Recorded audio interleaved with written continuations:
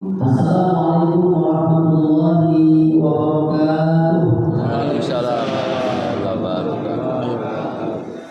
Alhamdulillah wa kafa wassalatu wassalamu ala rasulil mustafa wa nabiyil mujtaba. Asyhadu an la ilaha illallah wahdahu la syarika lah wa asyhadu anna Muhammadan abduhu wa rasuluhu la nabiyya wa la rasula ba'dah. Allahumma shalli ala sayyidina Muhammad wa ala alihi wa ashabihi wa man tabi'ahum bi ihsan ila yaumil qiyamah. Amma ba'du. Qala Allah ta'ala fil Qur'anil Karim, a'udzu billahi minasyaitonir rajim. Rabbana la tuzigh qulubana ba'da idh hadaytana wa hab lana min ladunka rahmah innaka antal wahhab. Shadaqallahu alazim. Alhamdulillah, tiada henti kita bersyukuri nikmat Allah. Setinggi pujian kita memujinya, kita mengagungkan namanya, dan tentunya kita bersyukuri semua karunia Allah. Malam hari ini kembali Allah tampukkan hati, jumpakan diri, mudahkan kaki untuk bisa sama-sama duduk bersikup di majelis ini.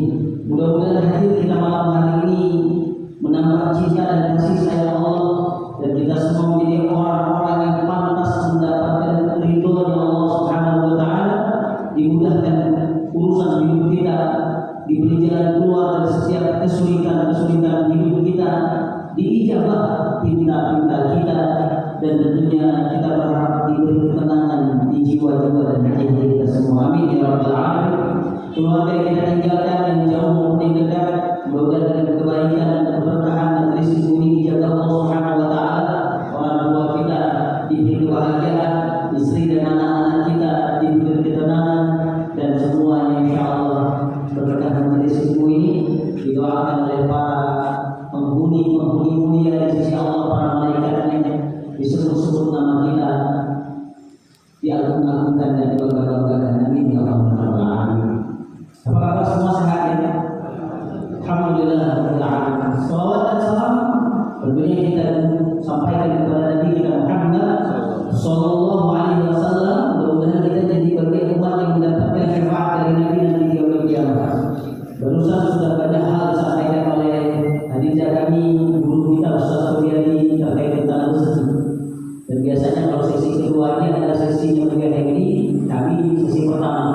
Qadarullah beliau berangkat pagi tadi bersama dengan rombongan termasuk Mas Zaki, Profesor Husni, dan beberapa kawan-kawan kita berangkat menuju ke Jakarta, dan insya Allah akan bertolak setelah itu. Kalau yang lain yang ke Magelang, ke Jawa, ke Bandung, kemudian ini berangkat izin pamit beberapa hari ke Mesir. Menjumpai anak beliau dan sudah setahun lebih belum pulang, umurnya masih 17 tahun, tapi sudah berangkat jauh ke negeri apa lagi, negeri Kinanah di Mesir. Komunikasi tidak semudah ketika anak di dalam negeri karena lintas negara yang dilewati. Mudah-mudahan anak beliau jadi ulama kesayangan Allah, dan anak-anak kita semua insya Allah jadi anak-anak yang saleh yang bisa menjadi jalan cahaya kubur kita nanti kalau sudah beda, dan jalan kita masuk ke dalam surga. Kami pun sama. Anak pertama kami sudah berada di Pulau Jawa beberapa bulan yang lalu, dan tidak sempat mengantarkan karena berangkat umroh bersama dengan berangkatnya dia ke pesantren, ya. Tapi masya Allah, ini anak baru 13 tahun, tapi memilih untuk tidak hanya di pesantren ini, pengennya jauh dari orang tuanya. Alhamdulillah. Mudah-mudahan kita semua bisa mendidik anak kita dengan mujahadah. Ya.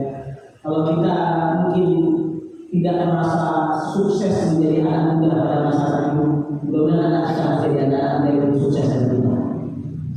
Kalau kita mungkin merasa ada kegagalan dalam tanda kutip yang pernah kita lewati dalam perjalanan hidup kita, maka anak-anak kita istri akan menjadi anak yang tidak boleh gagal seperti kita, terutama dalam perkara ilmu agama. Maka kita harus menjaga, dan ini perintah Allah Subhanahu wa taala, renungan kita semua dalam Quran surah An-Nisa ayat 9. Ini ayat memotivasi kita, bapak-bapak terutama orang tua. An-Nisa ayat 9 Allah Taala berfirman, A'udzubillahi minasyaitonir rajim, wal yakhshal ladzina law tamaru min khalfihim dzurriyyatan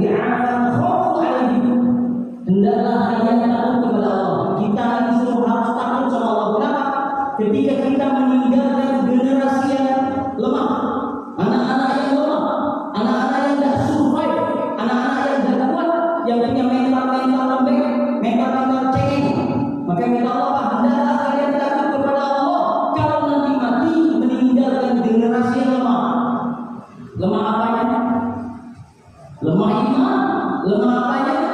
Lemah ilmu, lemah apanya? Lemah harta. Dan sampai kita minta nanti, jangan meninggalkan generasi yang lemah. Falyattaqullah wal yaqulu qawlan sadida. Maka hendaklah kalian bertakwa kepada Allah dan berbicara dengan kalimat yang syadid. Kata-kata yang syadid, yang tegas, yang baik, yang keras, yang betul-betul mendapatkan tuntunan dari Allah Subhanahu wa taala. Ini ayat buat kita sebagai orang tua punya PR besar. Jangan sampai kita meninggalkan generasi-generasi yang lemah, yang tidak dipersiapkan. Kalau kita adalah episode jadi anak-anak remaja selesai, maka hidup kita hari ini menjadi orang tua bagi yang belum nikah. Kalau di sini kelihatan banyak orang anak muda. Nanti kalau cari istri yang bisa didik anak-anaknya bawa sama-sama surga dan menjadi pemimpin saat ini. Yang menikah ada tanpa ada istri, ya disyukuri, dididik dengan baik. Mudah-mudahan yang belum solehah menjadi istri yang solehah. Amin ya rabbal alamin. Benar, yang belum kita jaga diri baik-baik. Jangan mudah memberat cinta ikut-ikutan orang pacaran, orang bertenang, ikut tren zaman sekarang. Jangan. Pesan ini, kami orang yang pernah menjalani kehidupan masa muda, alhamdulillah, dan pernah yang menjumpai kalau berbeda tidak pernah pacaran. Alhamdulillah, nikahnya alhamdulillah tanpa proses pacaran, walaupun dulu disebut bencong karena tenang. Bencong itu tenang, disebut bencong lah, dekaku lah, masa gagah-gagah begini disebut bencong. Akhirnya terbukti anak saya tua, yes, saya tidak bencong. Terbukti hasilnya dua. Jangan sampai kita ini anak muda kita terlalu latah. Suka nonton Korea, Siwon, Miwon, Ajinomoto, Cakok merah. Ya. Kalau episode nanti nikah seperti nikahnya seorang Najmuddin Ayyub. Siapa? Najmuddin Ayyub. Siapa? Najmuddin Ayyub. Siapa ini? Najmuddin Ayyub dulu ketika dia masih muda agak lama nikahnya. Kata adiknya, kenapa aku belum nikah? Saya belum ketemu yang cocok. Umurlah agak tua, nikah. Saya belum menemukan yang cocok. Aku kan pemimpin. Nama aku terkenal Najmuddin Ayyub di daerah Tikrit di Irak hari ini. Nikah. Nah, siapa kriterianya? Saya mencari seorang wanita salihah yang dia bisa saya gandeng tangannya menuju surga, dan anak-anak kami nanti akan menjadi pemimpin yang menakutkan Baitul Maqdis.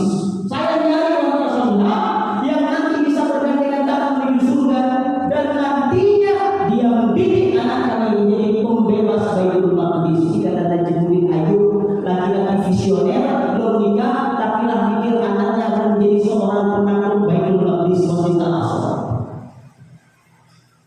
Saya akhirnya bagaimana? Dalam sebuah perjalanan dia singgah ke sebuah masjid di daerah Tikrit, ketemu dengan seorang syekh guru alim. Pas tengah ketemu syekh ini ngobrol dengan seorang wanita di belakang hijab, ngobrol, kedengar sama Najmuddin. Kata syekh, fulan lagi disebut, kamu ini kenapa tolak kemarin itu ditolak, ada orang lagi ganteng kayak ditolak? Ya, dia tampan, dia rupawan, dia punya kekayaan, tapi saya tidak merasa cocok dengan dia. Kalau kamu nyari siapa bagaimana? Saya ini mencari seorang imam yang nanti bisa menggandeng tangan saya ke surga dan bisa mendidik anak kami menjadi pembebas Baitul Maqdis. Kedengaran itu kerjasama. Inilah kata orang ketika dimakan pemakai itu somasi.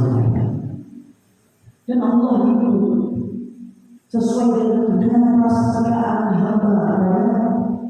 Anak engkazani abdi. Masya Allah. Akhirnya mereka jadi makanan Najmuddin Ayyub mengatakan, wahai syekh, saya ingin nikah dengan ini. Ini bukan orang kaya, wanita yang sederhana. bahkan dia maaf miskin orang tuanya, tidak apa-apa, tapi dia punya visi-visi yang sama dengan saya.